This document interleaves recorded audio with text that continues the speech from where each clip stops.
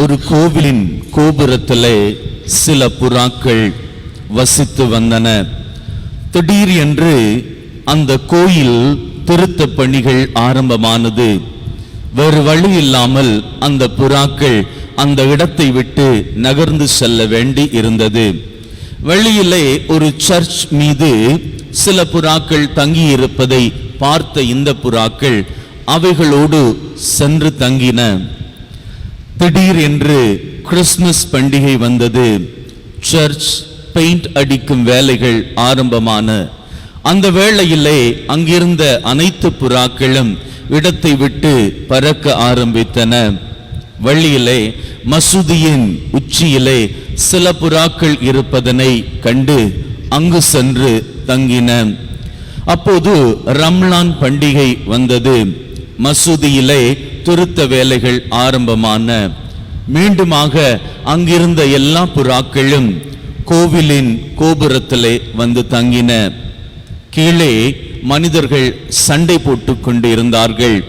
அதை பார்த்த மகள் புறா தாயிடம் கேட்டது, எதற்காக இந்த மனிதர்கள் சண்டை போடுகின்றார்கள்?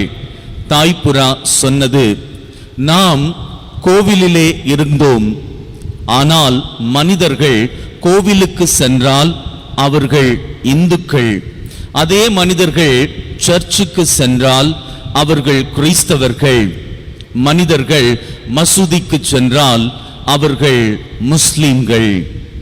புரியாத அந்த மகள் புறா தாய்ப்புறாவிடம் கேட்டது, அது எப்படி? நாம் கோவிலில் இருந்த பொழுதும் புறாக்கள் தான், சர்ச்சிலே இருந்த பொழுதும் புறாக்கள் தான், மசூதியிலே இருந்த பொழுதும் புறாக்கள் தான். மனிதர்கள் மாத்திரம் எப்படி வித்தியாசப்படுவார்கள்? அதற்கு தாய்ப்புறா சொன்னது, இதை நாம் புரிந்து கொண்டதால் தான் மேலே இருக்கிறோம், மனிதர்கள் கீழே இருக்கின்றார்கள். மனிதர்களுடைய மனதிற்கு எல்லாம் தெரியும். இந்த உலக வாழ்க்கை நிலையானது இல்லை என்பது தெரியும்.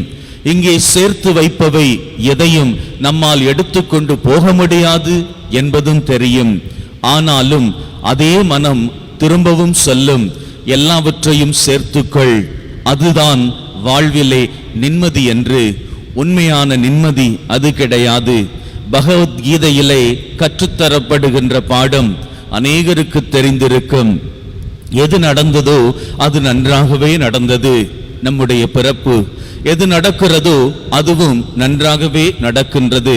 வாழ்க்கைக்கான போராட்டம் எது நடக்க இருக்கின்றதோ அதுவும் நன்றாகவே நடக்கும். ஒரு நாளிலே இந்த உலகை விட்டு போய்விடுவோம். எதை நீ கொண்டு வந்தாய் அதை நீ வைத்துக் கொள்ளுவதற்கு எதையுமே கொண்டு வரவில்லை. ஆனால் எல்லாவற்றையும் ஓடி ஓடி சேர்க்கின்றோம். இன்று எது உன்னுடையதோ அது இன்னொரு நாளிலே வேறு இன்னொருவனுடையதாகிவிடும். இன்னும் ஒரு நாளில் அது மற்றவனுக்கு சொந்தமாகும். இதை புரிந்து கொண்டாலும் அதை ஏற்றுக்கொள்ள மனித மனத்திற்கு இன்னும் தைரியம் வரவில்லை. ஏதோ சொல்லுகிறார்களே, இந்த உலகத்தை விட்டு போகின்ற பொழுது நம்மோடு கூடவே வரப்போவது நாம் செய்த புண்ணியமும் பாவமும் தான் என்று. மனிதர்கள் பாவம் செய்கின்றார்கள், இல்லை என்று இல்லை. புண்ணியம் செய்தால் மோட்சம் செல்லுவார்களாம், கேள்விப்பட்டிருக்கிறேன்.